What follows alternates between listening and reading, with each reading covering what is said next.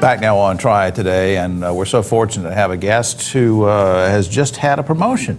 And that doesn't happen that often, where somebody walks in and just gets a promotion. We didn't give her the promotion. She got it on her own. J. Paul, Director. Let's meet the very lovely Anissa Lester. She is now Director of Patient Care Advocates for Cornerstone Healthcare. Welcome to the program. Thank you. And congratulations on the promotion. Thank you very much.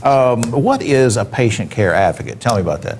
We do outreach to all of our patients on behalf of our primary care offices, and our main goal is to make sure that the patient is receiving quality care in a timely fashion, and also to keep the patient well. And you talk about doing follow-up, so if somebody had a procedure, or, I mean, it could be anything, right? It's mainly follow-up for chronic conditions, and also follow-up to help keep the patient well, to keep them out of a risk area. Right, so they don't fall back into whatever habits that might have given them that particular, Yes. I got you. Now, let me just ask you, why did you want to become a patient care advocate? Why did you want to go to this level, and now you're the director of the advocates, but why this field? I want to be able to help someone to live a long time. It could be my mother, my brother, or my uncle, or a family member. So I would like to, just as myself would want my family member to be around a long time, I want to help someone else to be able to enjoy their family in that And you're way. almost sort of an educator, aren't you? Yes, we are. We educate quite a bit. In what ways?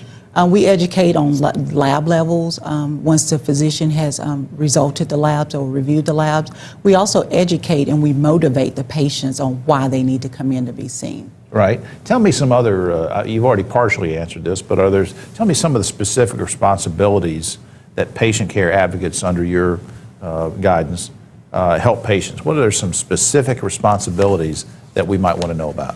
We help track a patient's appointment. We do follow-up if the patient does not keep the appointment. We keep them on track for their yearly physicals or their CPEs.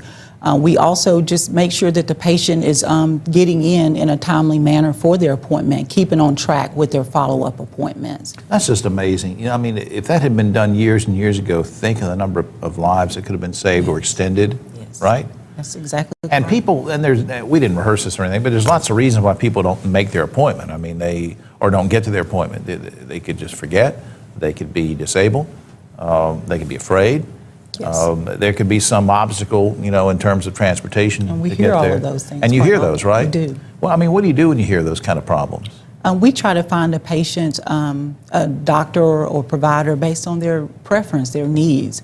We do encounter some transportation issues. So based on preference, whether it be gender preference or location for the office, we do try to meet the patient's needs in that way.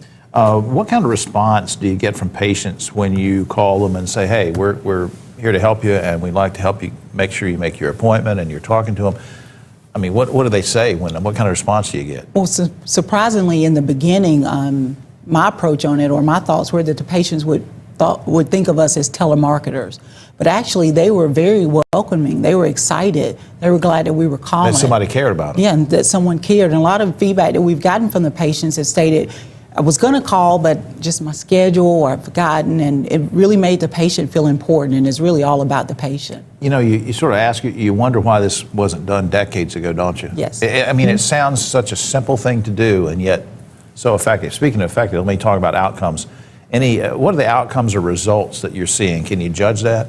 We can. We've seen a huge impact with some of our patient satisfaction scores. We've also have been able to target some of our diabetic populations and see that we've made a significant improvement as well for those patients also.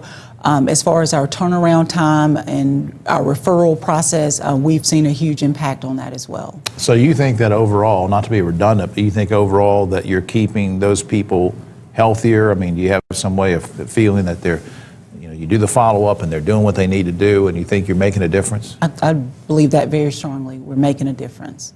Well, I think it's great what you're doing. And again, I'm just astounded that, we couldn't be doing this a million years ago, but then you'd be too young to do it. Cornerstonehealth.com is the website with lots of good information on there on many topics, and I hope you will visit it. And we thank you for being with us. Thank you. Will you come back sometime? I sure will. Would love to. We'll be right back after this.